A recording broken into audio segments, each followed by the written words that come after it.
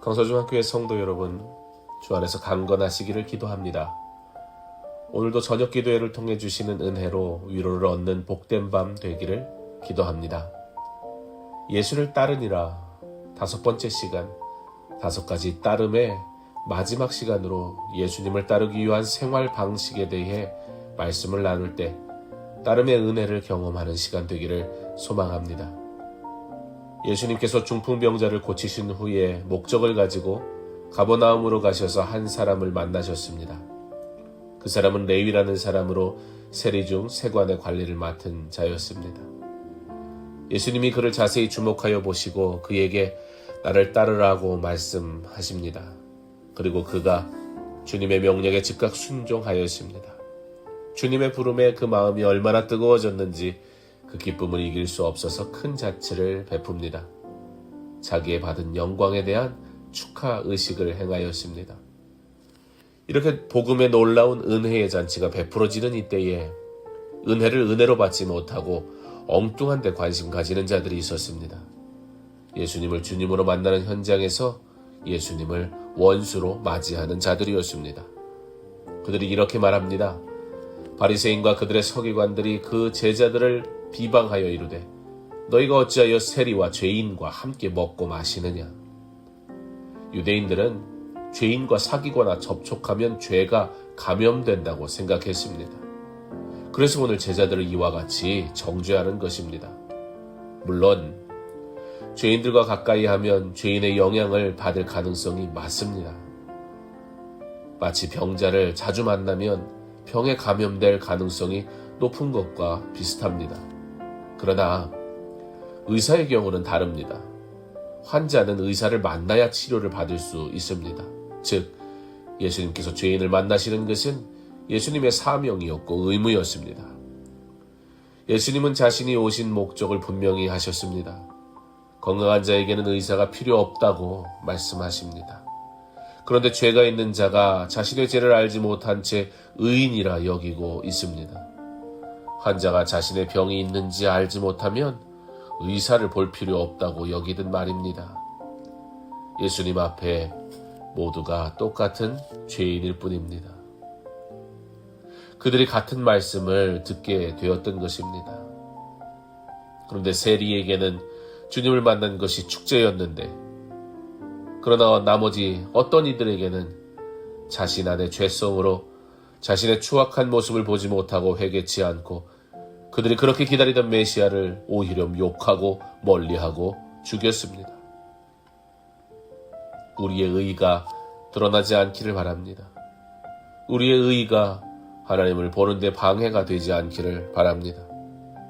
그러나 이 시간 우리가 죄인 되었음을 고백하며 주님이 나에게 오심을 기뻐하고 축제의 예배를 드리는 저와 여러분의 삶이 되기를 간절히 소망합니다.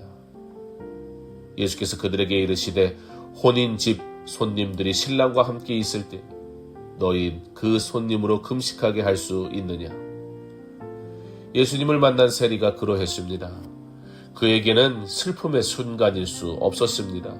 신랑 대신 예수님이 계신 곳이기에 그곳이 바로 잔치를 해야 할 곳이었습니다. 주님을 주님이라 부를 수 있는 영적 지혜가 있어야 합니다. 주님을 주님으로 볼 수 있는 영적 눈이 있기를 소망합니다. 그러나 그날이 이르러 그들이 신랑을 빼앗기리니 그날에는 금식할 것이니라. 유대인들은 금식을 많이 할수록 경건한 자라 여겼습니다. 그러나 누가 잔치상에서 슬퍼하며 곡을 하겠습니까? 그런데 예수님은 지금 신랑이 완전히 온 것이 아니라 말씀하십니다. 신랑이 빼앗길 때가 곧 올 거라는 것입니다. 그때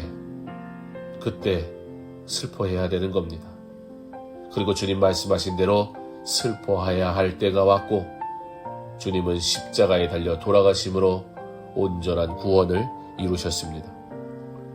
또 비유하여 이르시되 새 옷에서 한 조각을 찢어 낡은 옷에 붙이는 자가 없나니 만일 그렇게 하면 새 옷을 찢을 뿐이요 또 새 옷에서 찢은 조각이 낡은 것에 어울리지 아니하리라. 새 포도주를 낡은 가죽 부대에 넣는 자가 없나니 만일 그렇게 하면 새 포도주가 부대를 터뜨려 포도주가 쏟아지고 부대도 못 쓰게 되리라. 새 포도주는 새 부대에 넣어야 할 것이니라. 옷이 기울 때 낡은 옷에 새 옷 조각을 대면 낡은 옷이 더 해지게 됩니다. 그 이유는 새 옷의 섬유는 당기는 힘이 강해서 낡은 옷의 실을 당기기 때문입니다. 또한 만약 낡은 부대에 새 포도주를 넣으면 포도주에서 나오는 가스의 압력이 세기 때문에 낡은 부대를 터뜨려서 포도주도 버리고 부대도 버리게 됩니다. 예수님이 말씀하시는 새 포도주와 새 부대는 바로 세리, 레위와 같이 복음으로 변화된 사람을 의미합니다. 이런 사람은 속에서부터 성령의 능력이 있기 때문에 과거의 낡은 율법의 틀로는 그를 더 이상 수용할 수 없게 되는 것입니다. 예수님의 복음에는 생명력이 있어서 과거의 사고방식이나 신앙 그리고 습관과 지식으로는 도저히 예수님의 가르침을 수용할 수 없습니다. 새 포도주는 새 부대에 넣어야 할 것이니라. 이제 믿음의 결단을 할 때입니다. 우리가 따라야 할 신앙의 생활 방식을 선택하여야 할 것입니다. 그 길은 세상이 이해하지 못하는 길로 때로는 핍박받는 길일 것입니다.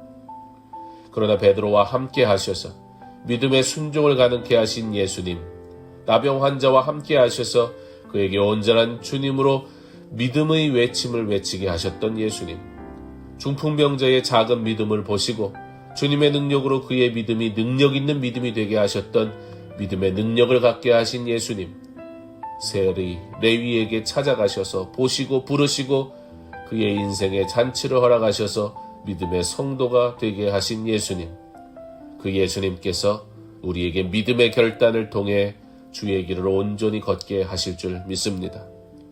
오늘 이 시간 옛 것은 다 버리고 주님을 닮은 주님의 사람이 되기로 결단하는 믿음이 있기를 바랍니다. 그리고 예수님이 죄인을 구원하는 것을 가장 중요하게 생각하셨던 것과 같이 우리도 영혼을 구원하는 일을 우선으로 생각하여 교회를 우리끼리의 천국으로 만드는 것이 아니라 주님을 모시고 영적 환자를 돌보는 온전한 하나님의 전으로 세워가기를 소망합니다. 우리의 남겨진 날들이 온전히 예수님만 따라가는 은혜의 날들이 되기를 주님의 이름으로 축원합니다.